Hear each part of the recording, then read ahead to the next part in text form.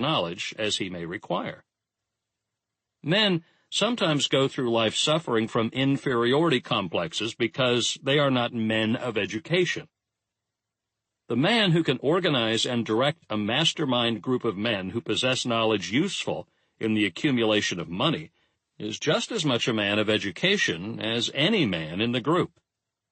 Remember this if you suffer from a feeling of inferiority because your schooling has been limited. Thomas A. Edison had only 3 months of schooling during his entire life. He did not lack education, neither did he die poor. Henry Ford had less than a 6th grade schooling, but he has managed to do pretty well by himself financially.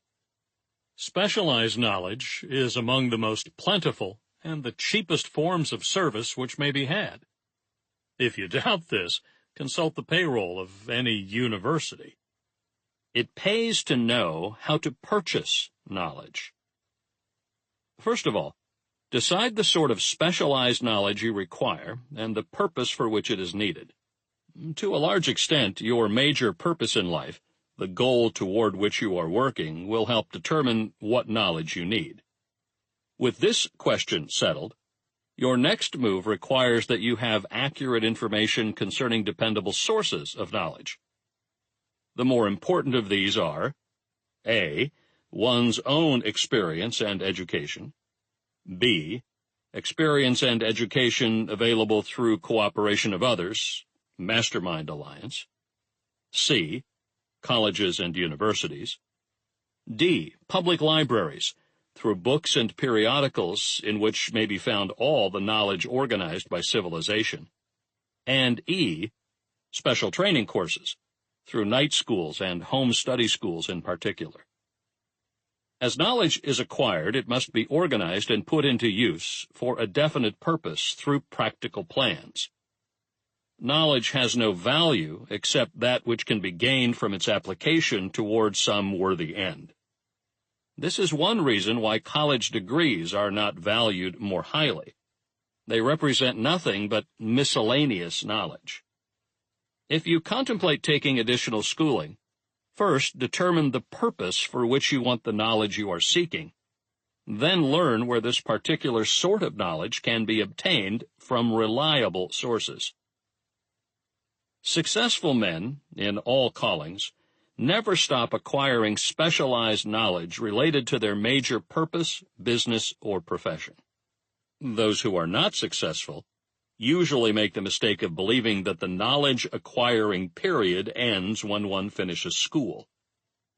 The truth is that schooling does but little more than to put one in the way of learning how to acquire practical knowledge.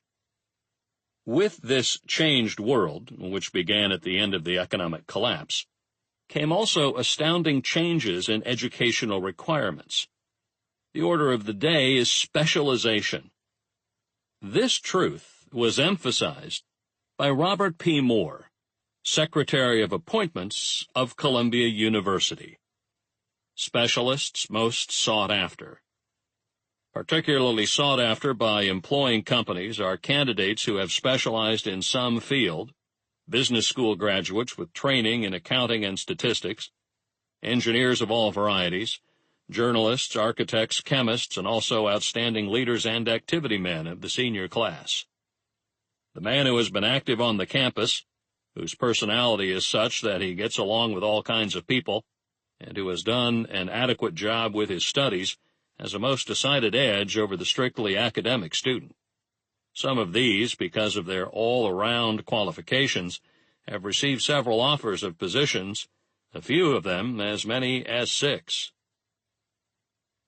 In departing from the conception that the straight-A student was invariably the one to get the choice of the better jobs, Mr. Moore said that most companies look not only to academic records, but to activity records and personalities of the students. One of the largest industrial companies, the leader in its field, in writing to Mr. Moore concerning prospective seniors at the college, said, "We are interested primarily in finding men who can make exceptional progress in management work. For this reason, we emphasize qualities of character, intelligence, and personality. far more than specific educational background. Apprenticeship proposed. Proposing a system of apprenticing students in offices, stores, and industrial occupations during the summer vacation, Mr. Moore asserts that after the first 2 or 3 years of college, every student should be asked to choose a definite future course and to call a halt if he has been merely pleasantly drifting without purpose through an unspecialized academic curriculum. Colleges and universities must face the practical consideration that all professions and occupations now demand specialists, he said, urging that educational institutions accept more direct responsibility for vocational guidance. One of the most reliable and practical sources of knowledge available to those who need specialized schooling is the night schools operated in most large cities. The correspondence schools give specialized training anywhere the U.S. mails go, on all subjects that can be taught by the extension method. One advantage of home study training is the flexibility of the study program, which permits one to study during spare time. Another stupendous advantage of home study training, if the school is carefully chosen, is the fact that most courses offered by home study schools carry with them generous privileges of consultation which can be of priceless value to those needing specialized knowledge. No matter where you live, you can share the benefits. Anything acquired without effort and without cost is generally unappreciated, often discredited. Perhaps this is why we get so little from our marvelous opportunity in public schools. The self-discipline one receives from a definite program of specialized study makes up to some extent for the wasted opportunity when knowledge was available without cost. Correspondence schools are highly organized business institutions. Their tuition fees are so low that they are forced to insist upon prompt payments. Being asked to pay, whether the student makes good grades or poor, has the effect of causing one to follow through with the course when he would otherwise drop it. The correspondence schools have not stressed this point sufficiently, for the truth is that their collection departments constitute the very finest sort of training on decision, promptness, action, and the habit of finishing that which one begins. I learned this from experience more than 25 years ago. I enrolled for a home study course in advertising. After completing 8 or 10 lessons, I stopped studying, but the school did not stop sending me bills. Moreover, it insisted upon payment, whether I kept up my studies or not. I decided that if I had to pay for the course, which I had legally obligated myself to do, I should complete the lessons and get my money's worth. I felt at the time that the collection system of the school was somewhat too well organized, but I learned later in life that it was a valuable part of my training for which no charge had been made. Being forced to pay, I went ahead and completed the course. Later in life, I discovered that the efficient collection system of that school had been worth much in the form of money earned because of the training in advertising I had so reluctantly taken. We have in this country what is said to be the greatest public school system in the world. We have invested fabulous sums for fine buildings. We have provided convenient transportation for children living in the rural districts, so they may attend the best schools. But there is one astounding weakness to this marvelous system. It is free. One of the strange things about human beings is that they value only that which has a price. The free schools of America and the free public libraries do not impress people because they are free. This is the major reason why so many people find it necessary to acquire additional training after they quit school and go to work. It is one of the major reasons why employers give greater consideration to employees who take home study courses. They have learned from experience that any person who has the ambition to give up a part of his spare time to studying at home has in him those qualities which make for leadership. This recognition is not a charitable gesture. It is sound business judgment upon the part of the employers. There is one weakness in people for which there is no remedy. It is the universal weakness of lack of ambition. Persons, especially salaried people, who schedule their spare time to provide for home study, seldom remain at the bottom very long. Their action opens the way for the upward climb, removes many obstacles from their path, and gains the friendly interest of those who have the power to put them in the way of opportunity. The home study method of training is especially suited to the needs of employed people who find, after leaving school, that they must acquire additional specialized knowledge but cannot spare the time to go back to school. The changed economic conditions prevailing since the Depression have made it necessary for thousands of people to find additional or new sources of income. For the majority of these, the solution to their problem may be found only by acquiring specialized knowledge. Many will be forced to change their occupations entirely. When a merchant finds that a certain line of merchandise is not selling, he usually supplants it with another that is in demand. The person whose business is that of marketing personal services must also be an efficient merchant. If his services do not bring adequate returns in one occupation, he must change to another, where broader opportunities are available. Stuart Austin Weir prepared himself as a construction engineer and followed this line of work until the Depression limited his market to where it did not give him the income he required. He took inventory of himself, decided to change his profession to law, went back to school, and took special courses by which he prepared himself as a corporation lawyer. Despite the fact the Depression had not ended, he completed his training, passed the bar examination, and quickly built a lucrative law practice in Dallas, Texas. In fact, he is turning away clients. Just to keep the record straight, and to anticipate the alibis of those who will say, "I couldn't go to school because I have a family to support," or "I'm too old," I will add the information that Mr. Weir was past 40 and married when he went back to school. Moreover, by carefully selecting highly specialized courses in colleges best prepared to teach the subjects chosen, Mr. Weir completed in 2 years the work for which the majority of law students require 4 years. It pays to know how to purchase knowledge. The person who stops studying merely because he has finished school is forever hopelessly doomed to mediocrity, no matter what may be his calling. The way of success is the way of continuous pursuit of knowledge.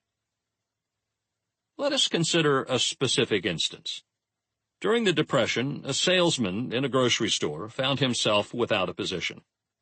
Having had some bookkeeping experience, he took a special course in accounting, familiarized himself with all the latest bookkeeping and office equipment, and went into business for himself.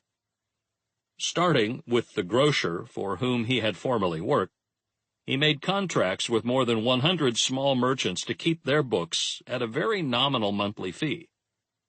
His idea was so practical that he soon found it necessary to set up a portable office in a light delivery truck, which he equipped with modern bookkeeping machinery.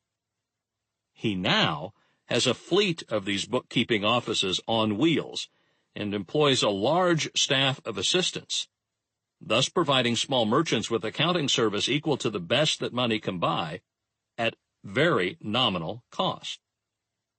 Specialized knowledge, plus imagination, were the ingredients that went into his unique and successful business.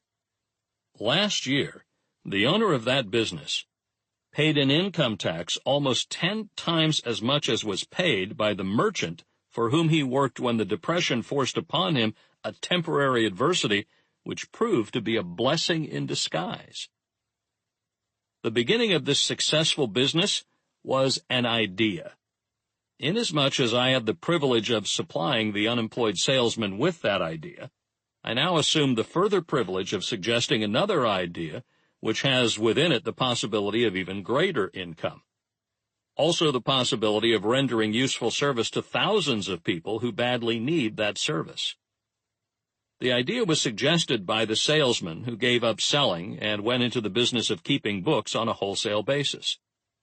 When the plan was suggested as a solution of his unemployment problem, he quickly exclaimed, "I like the idea, but I would not know how to turn it into cash." In other words, he complained he would not know how to market his bookkeeping knowledge after he acquired it.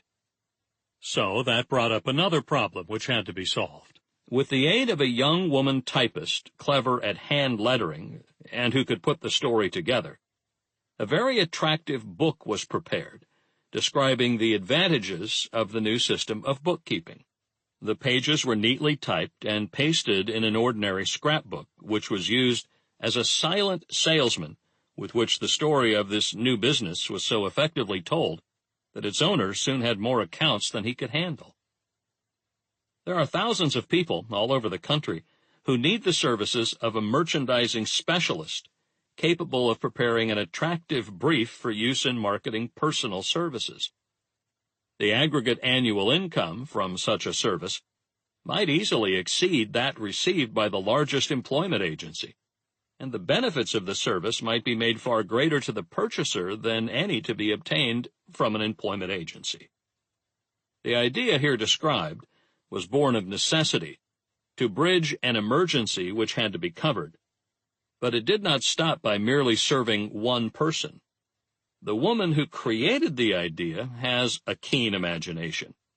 She saw in her newly born brainchild the making of a new profession, one that is destined to render valuable service to thousands of people who need practical guidance in marketing personal services.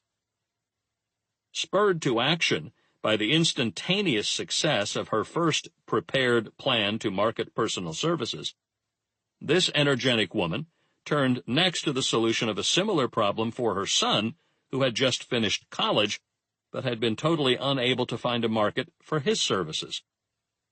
The plan she originated for his use was the finest specimen of merchandising of personal services I have ever seen. When the plan book had been completed, it contained nearly 50 pages of beautifully typed, properly organized information, telling the story of her son's native ability, schooling, personal experiences, and a great variety of other information too extensive for description. The plan book also contained a complete description of the position her son desired, together with a marvelous word picture of the exact plan he would use in filling the position. The preparation of the plan book required several weeks' labor, during which time its creator sent her son to the public library almost daily to procure data needed in selling his services to best advantage. She sent him also to all the competitors of his prospective employer and gathered from them vital information concerning their business methods, which was of great value in the formation of the plan he intended to use in filling the position he sought. When the plan had been finished, it contained more than half a dozen very fine suggestions for the use and benefit of the prospective employer. The suggestions were put into use by the company. One may be inclined to ask, why go to all this trouble to secure a job? The answer is straight to the point. Also, it is dramatic, because it deals with a subject which assumes the proportion of a tragedy, with millions of men and women whose sole source of income is personal services. The answer is, doing a thing well never is trouble. The plan prepared by this woman, for the benefit of her son, helped him get the job for which he applied at the first interview at a salary fixed by himself. Moreover, and this too is important, the position did not require the young man to start at the bottom. He began as a junior executive, at an executive's salary. Why go to all this trouble, do you ask? Well, for one thing, the planned presentation of this young man's application for a position clipped off no less than 10 years of time he would have required to get where he began, had he started at the bottom and worked his way up. This idea of starting at the bottom and working one's way up may appear to be sound, but the major objection to it is this. Too many of those who begin at the bottom never manage to lift their heads high enough to be seen by opportunity, so they remain at the bottom. It should be remembered also that the outlook from the bottom is not so very bright or encouraging. It has a tendency to kill off ambition. And we call it getting into a rut, which means that we accept our fate because we form the habit of daily routine, a habit that finally becomes so strong we cease to try to throw it off.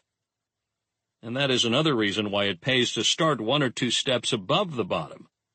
By doing so, one forms the habit of looking around, of observing how others get ahead, of seeing opportunity, and of embracing it without hesitation. Dan Halpin is a splendid example of what I mean. During his college days, he was manager of the famous 1930 National Championship Notre Dame football team, when it was under the direction of the late Knute Rockne. Perhaps he was inspired by the great football coach to aim high and not mistake temporary defeat for failure, just as Andrew Carnegie, the great industrial leader, inspired his young business lieutenants to set high goals for themselves. At any rate, young Halpin finished college at a mighty unfavorable time, when the Depression had made jobs scarce. So, after a fling at investment banking and motion pictures, he took the first opening with a potential future he could find, selling electrical hearing aids on a commission basis. Anyone could start in that sort of job, and Halpin knew it, but it was enough to open the door of opportunity to him. For almost 2 years, he continued in a job not to his liking, and he would never have risen above that job if he had not done something about his dissatisfaction.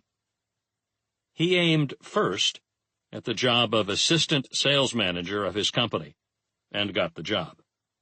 That one step upward placed him high enough above the crowd to enable him to see still greater opportunity. Also, it placed him where opportunity could see him.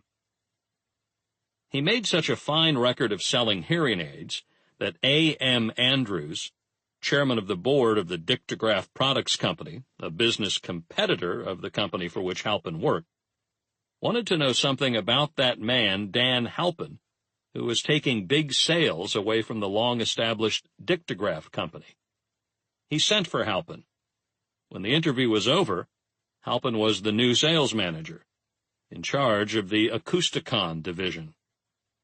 Then, to test young Halpin's mettle, Mr. Andrews went away to Florida for 3 months, leaving him to sink or swim in his new job. He did not sink. Knute Rockne's spirit of, all the world loves a winner and has no time for a loser, inspired him to put so much into his job that he was recently elected vice president of the company and general manager of the Acousticon and silent radio division, a job which most men would be proud to earn through 10 years of loyal effort. Halpin turned the trick in little more than 6 months. It is difficult to say whether Mr. Andrews or Mr. Halpin is more deserving of eulogy, for the reason that both showed evidence of having an abundance of that very rare quality known as imagination. Mr. Andrews deserves credit for seeing in young Halpin a go-getter of the highest order.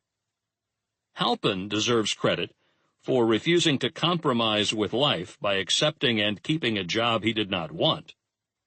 And that is one of the major points I am trying to emphasize through this entire philosophy, that we rise to high positions or remain at the bottom because of conditions we can control if we desire to control them.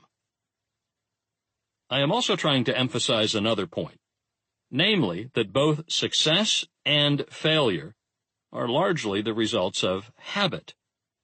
I have not the slightest doubt that Dan Halpin's close association with the greatest football coach America ever knew planted in his mind the same brand of desire to excel which made the Notre Dame football team world famous. Truly, there is something to the idea that hero worship is helpful, provided one worships a winner. Halpin tells me that Rockne was one of the world's greatest leaders of men in all history. My belief in the theory that business associations are vital factors, both in failure and in success, was recently demonstrated when my son Blair was negotiating with Dan Halpin for a position. Mr. Halpin offered him a beginning salary of about one-half what he could have gotten from a rival company. I brought parental pressure to bear and induced him to accept the place with Mr. Halpin because I believe that close association with one who refuses to compromise with circumstances he does not like is an asset that can never be measured in terms of money. The bottom is a monotonous, dreary, unprofitable place for any person. That is why I have taken the time to describe how lowly beginnings may be circumvented by proper planning. Also, that is why so much space has been devoted to a description of this new profession, created by a woman who was inspired to do a fine job of planning because she wanted her son to have a favorable break. With the changed conditions ushered in by the world economic collapse, came also the need for newer and better ways of marketing personal services. It is hard to determine why someone had not previously discovered this stupendous need, in view of the fact that more money changes hands in return for personal services than for any other purpose. The sum paid out monthly to people who work for wages and salaries is so huge that it runs into hundreds of millions, and the annual distribution amounts to billions. Perhaps some will find, in the idea here briefly described, the nucleus of the riches they desire. Ideas with much less merit have been the seedlings from which great fortunes have grown. Woolworth's 5 and 10 cent store idea, for example, had far less merit, but it piled up a fortune for its creator. Those seeing opportunity lurking in this suggestion will find valuable aid in the chapter on organized planning. Incidentally, an efficient merchandiser of personal services would find a growing demand for his services wherever there are men and women who seek better markets for their services. By applying the mastermind principle, a few people with suitable talent could form an alliance and have a paying business very quickly. One would need to be a fair writer with a flair for advertising and selling, one handy at typing and hand lettering, and one should be a first-class business getter who would let the world know about the service. If one person possessed all these abilities, he might carry on the business alone until it outgrew him.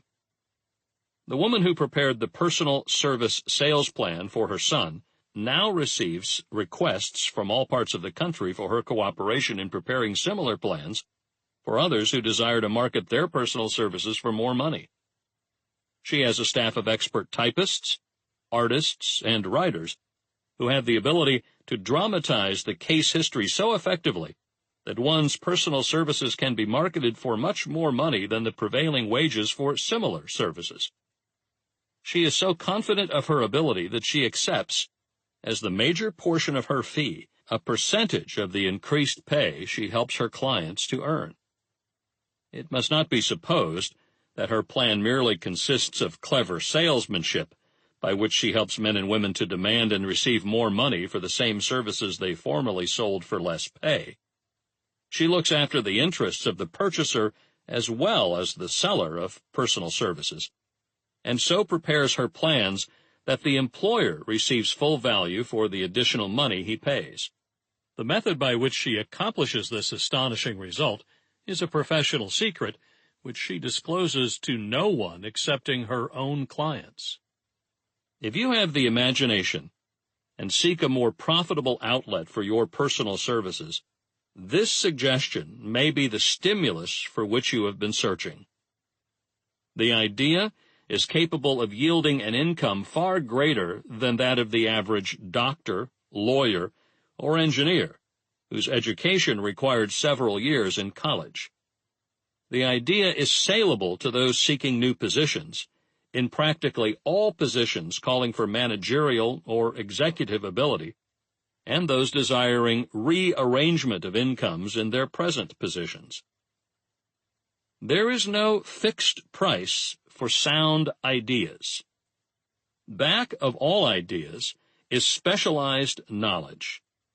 Unfortunately, for those who do not find riches in abundance, specialized knowledge is more abundant and more easily acquired than ideas. Because of this very truth, there is a universal demand and an ever-increasing opportunity for the person capable of helping men and women to sell their personal services advantageously. Capability means imagination, the one quality needed to combine specialized knowledge with ideas in the form of organized plans designed to yield riches. If you have imagination, this chapter may present you with an idea sufficient to serve as the beginning of the riches you desire. Remember, the idea is the main thing. Specialized knowledge may be found just around the corner. Any corner. Chapter 6. Imagination, the workshop of the mind. The fifth step toward riches.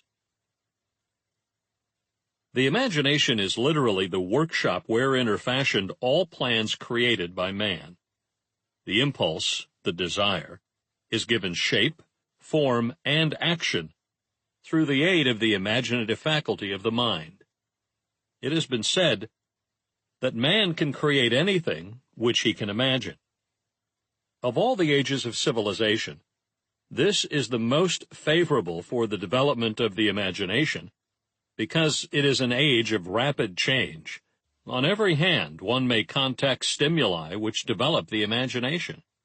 Through the aid of his imaginative faculty, man has discovered and harnessed more of nature's forces during the past 50 years than during the entire history of the human race previous to that time.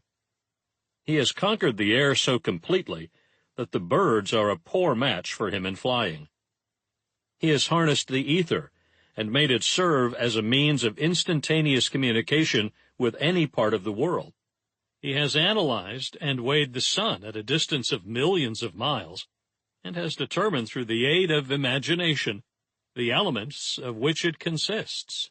He has discovered that his own brain is both a broadcasting and a receiving station for the vibration of thought, and he is beginning now to learn how to make practical use of this discovery. He has increased the speed of locomotion until he may now travel at a speed of more than 300 miles an hour.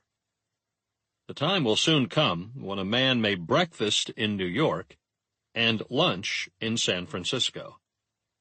Man's only limitation, within reason, lies in his development and use of his imagination. He has not yet reached the apex of the development in the use of his imagination faculty. He has merely discovered that he has an imagination and has commenced to use it in a very elementary way. Two forms of imagination. The imaginative faculty functions in two forms. One is known as synthetic imagination, and the other as creative imagination. Synthetic imagination.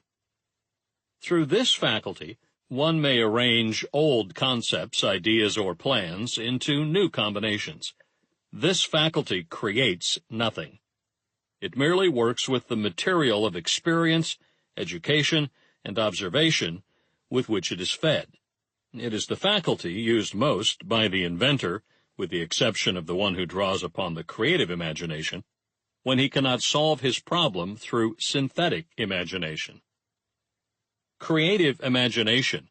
Through the faculty of creative imagination, the finite mind of man has direct communication with infinite intelligence. It is the faculty through which hunches and inspirations are received. It is by this faculty that all basic or new ideas are handed over to man. It is through this faculty that thought vibrations from the minds of others are received. It is through this faculty that one individual may tune in or communicate with the subconscious minds of other men. The creative imagination works automatically in the manner described in subsequent pages. This faculty functions only when the conscious mind is vibrating at an extremely rapid rate, as, for example, when the conscious mind is stimulated through the emotion of a strong desire.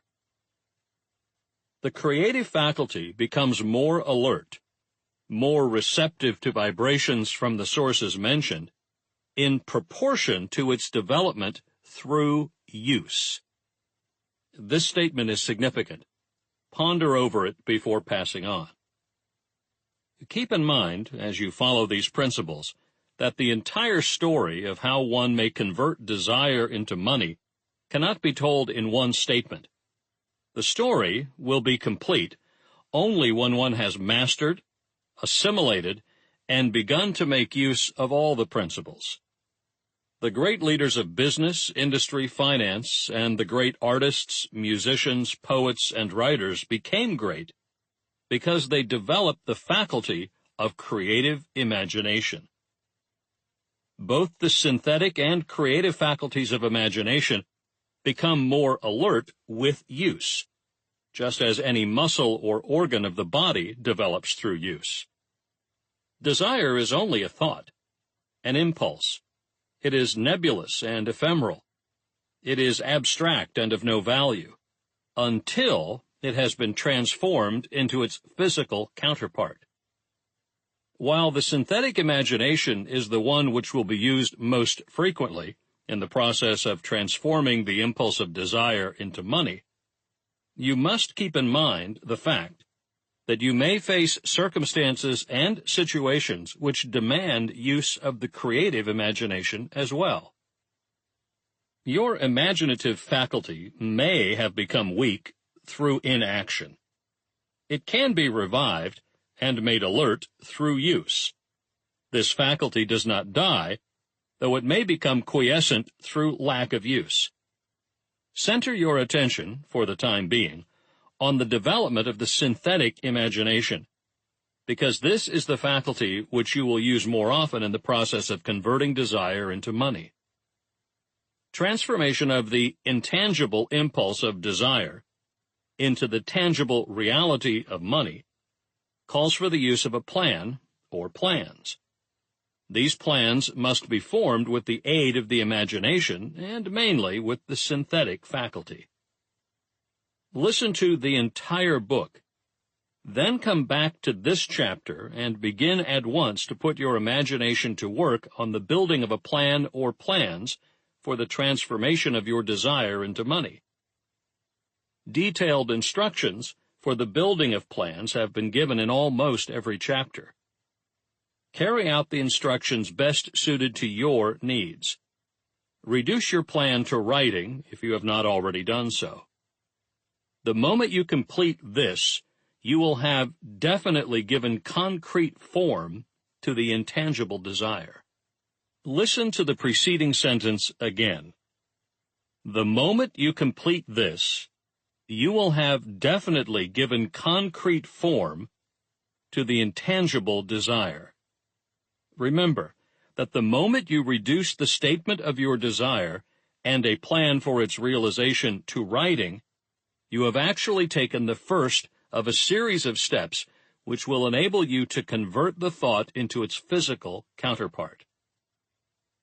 The earth on which you live, you, yourself, and every other material thing are the result of evolutionary change, through which microscopic bits of matter have been organized and arranged in an orderly fashion.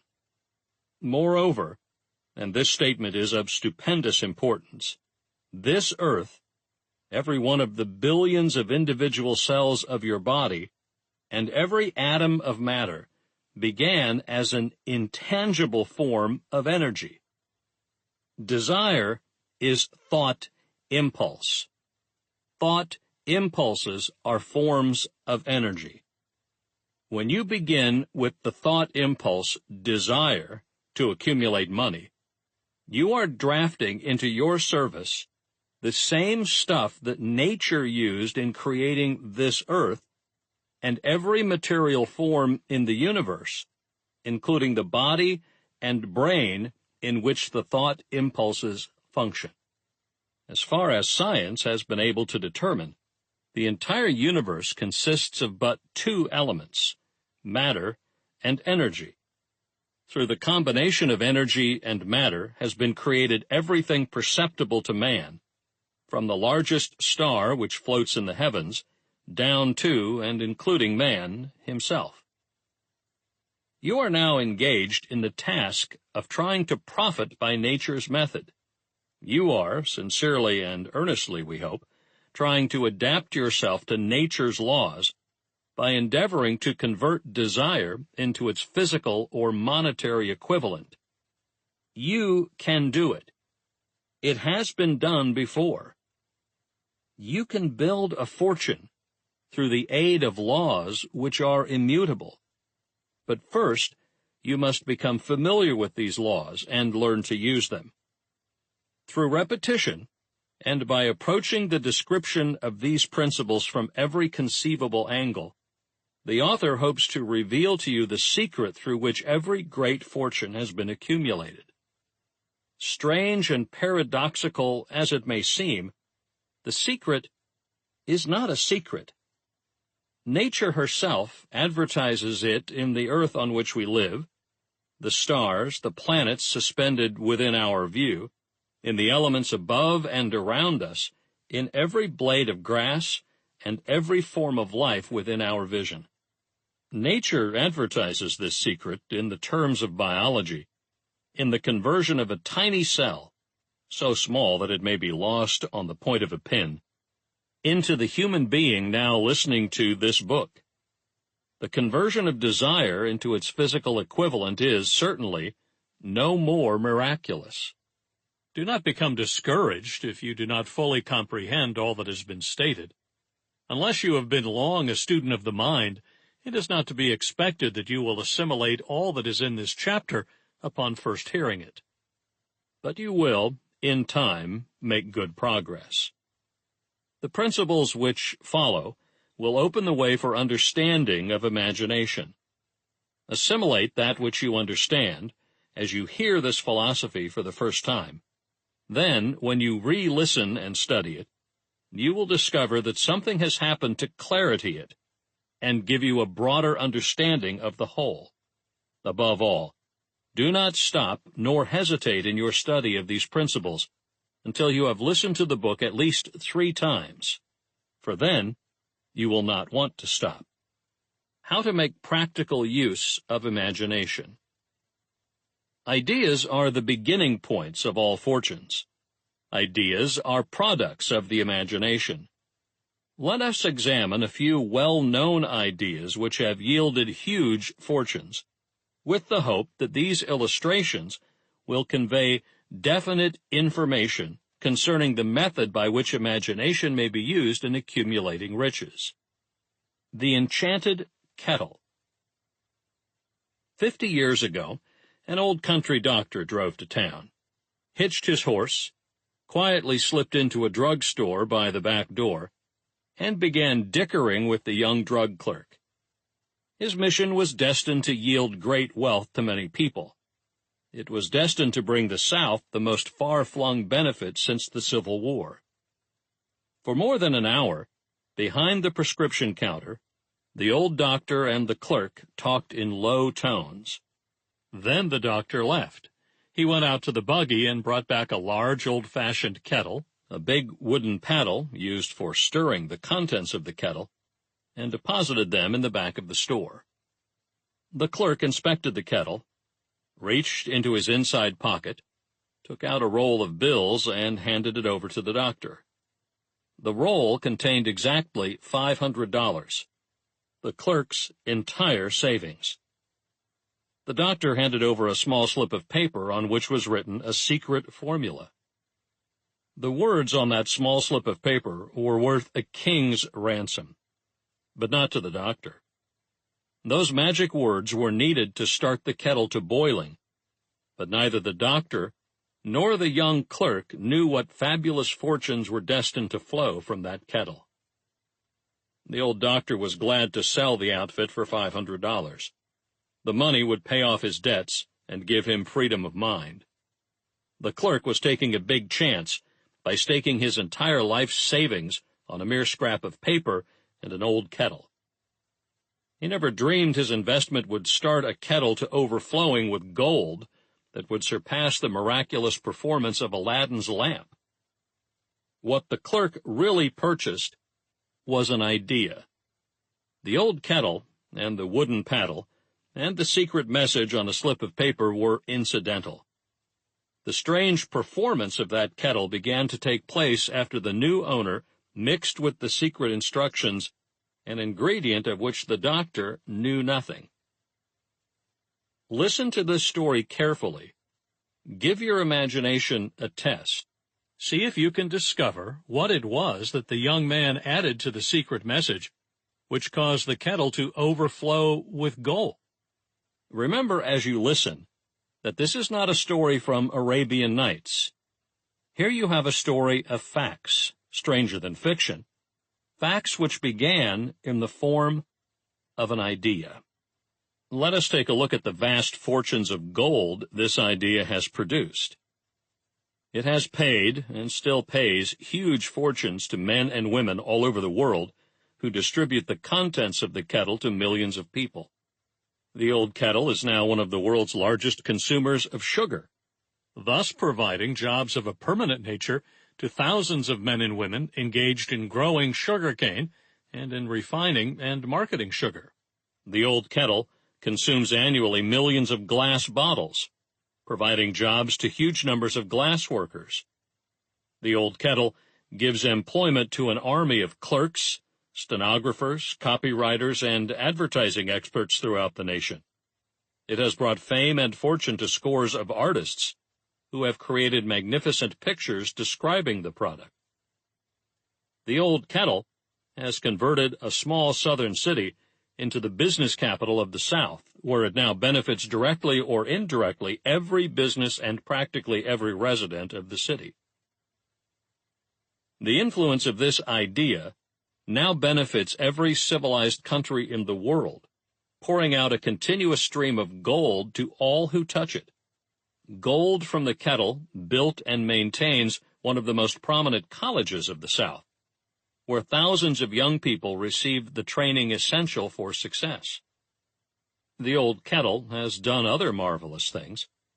All through the World Depression, when factories, banks, and business houses were folding up and quitting by the thousands, the owner of this enchanted kettle went marching on, giving continuous employment to an army of men and women all over the world, and paying out extra portions of gold to those who, long ago, had faith in the idea. If the product of that old brass kettle could talk, it would tell thrilling tales of romance in every language. Romances of love, romances of business, romances of professional men and women who are daily being stimulated by it. The author is sure of at least one such romance, for he was a part of it, and it all began not far from the very spot on which the drug clerk purchased the old kettle. It was here that the author met his wife, and it was she who first told him of the enchanted kettle. It was the product of that kettle they were drinking when he first asked her to accept him for better or worse. Now that you know the content of the enchanted kettle is a world-famous drink, it is fitting that the author confess that the home city of the drink supplied him with a wife, also that the drink itself provides him with stimulation of thought without intoxication, and thereby it serves to give the refreshment of mind which an author must have to do his best work. Whoever you are, wherever you may live, whatever occupation you may be engaged in, just remember in the future, every time you see the words Coca-Cola, that its vast empire of wealth and influence grew out of a single idea, and that the mysterious ingredient the drug clerk Asa Candler mixed with that secret formula was imagination. Stop and think of that for a moment. Remember also that the 13 steps to riches described in this book were the media through which the influence of Coca-Cola has been extended to every city, town, village, and crossroads of the world, and that any idea you may create as sound and meritorious as Coca-Cola, has the possibility of duplicating the stupendous record of this worldwide thirst killer. Truly, thoughts are things, and their scope of operation is the world itself. What would I do if I had $1 million? This story proves the truth of that old saying, where there's a will, there's a way. It was told to me by that beloved educator and clergyman, the late Frank W. Gonzalez, who began his preaching career in the stockyards region of South Chicago. While Dr. Gonzalez was going through college, he observed many defects in our educational system, defects which he believed he could correct if he were the head of a college. His deepest desire was to become the directing head of an educational institution in which young men and women would be taught to learn by doing. He made up his mind to organize a new college in which he could carry out his ideas without being handicapped by the orthodox methods of education. He needed $1 million to put the project across. Where was he to lay his hands on so large a sum of money? That was the question that absorbed most of this ambitious young preacher's thought. But he couldn't seem to make any progress. Every night he took that thought to bed with him. He got up with it in the morning. He took it with him everywhere he went. He turned it over and over in his mind until it became a consuming obsession with him. $1 million is a lot of money. He recognized that fact, but he also recognized the truth that the only limitation is that which one sets up in one's own mind. Being a philosopher, as well as a preacher, Dr. Gonzalez recognized, as do all who succeed in life, the definiteness of purpose is the starting point from which one must begin. He recognized, too, that definiteness of purpose takes on animation, life, and power when backed by a burning desire to translate that purpose into its material equivalent. He knew all these great truths, yet he did not know where or how to lay his hands on $1 million. The natural procedure would have been to give up and quit by saying, "Ah, well, my idea is a good one, but I cannot do anything with it because I never can procure the necessary $1 million." That is exactly what the majority of people would have said. But it is not what Dr. Gonzalez said. What he said and what he did are so important that I now introduce him and let him speak for himself. One Saturday afternoon, I sat in my room thinking of ways and means of raising the money to carry out my plans. For nearly 2 years I had been thinking, but I had done nothing but think.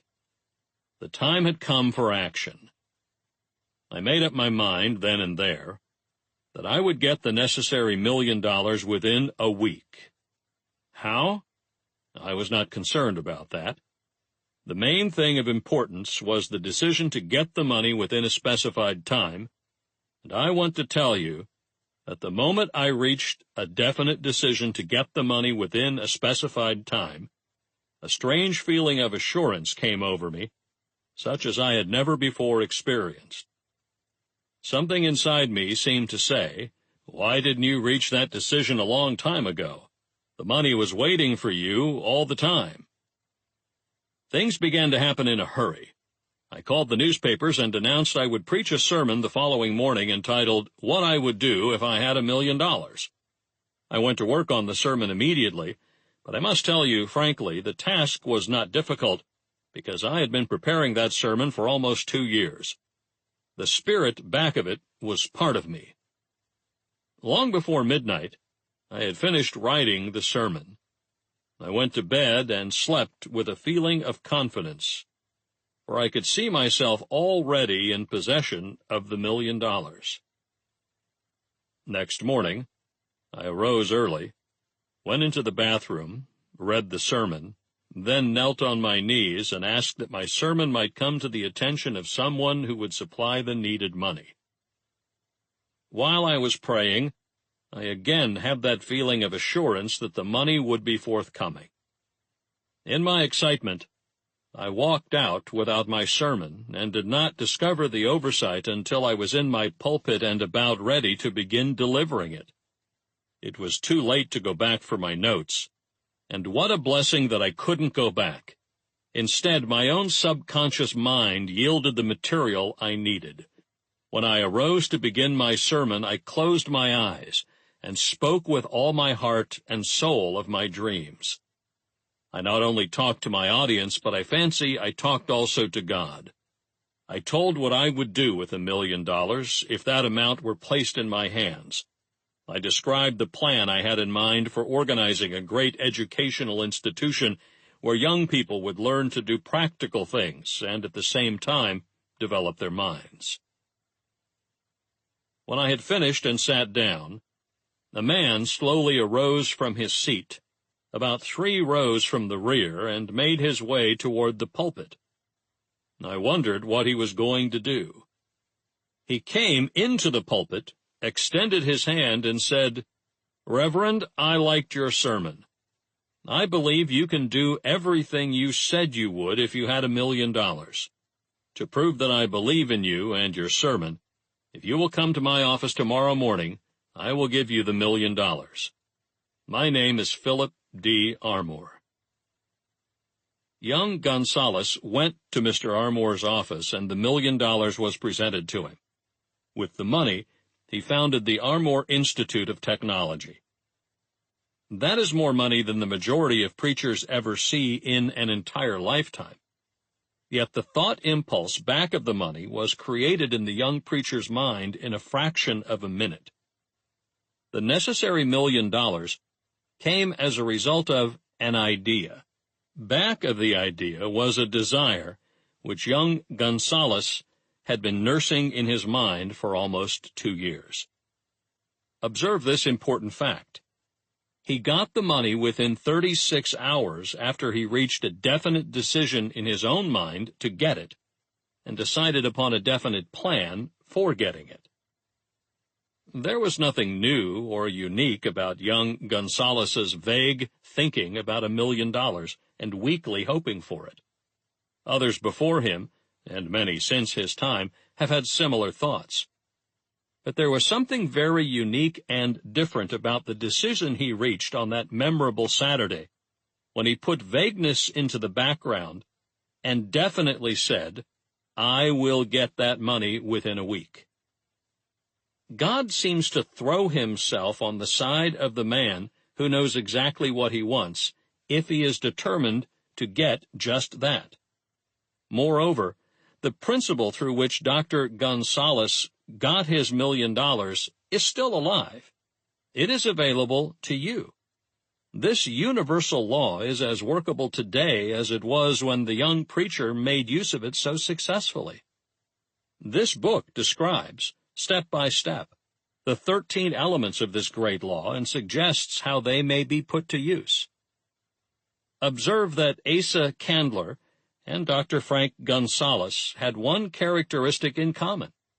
Both knew the astounding truth that ideas can be transmuted into cash through the power of definite purpose plus definite plans.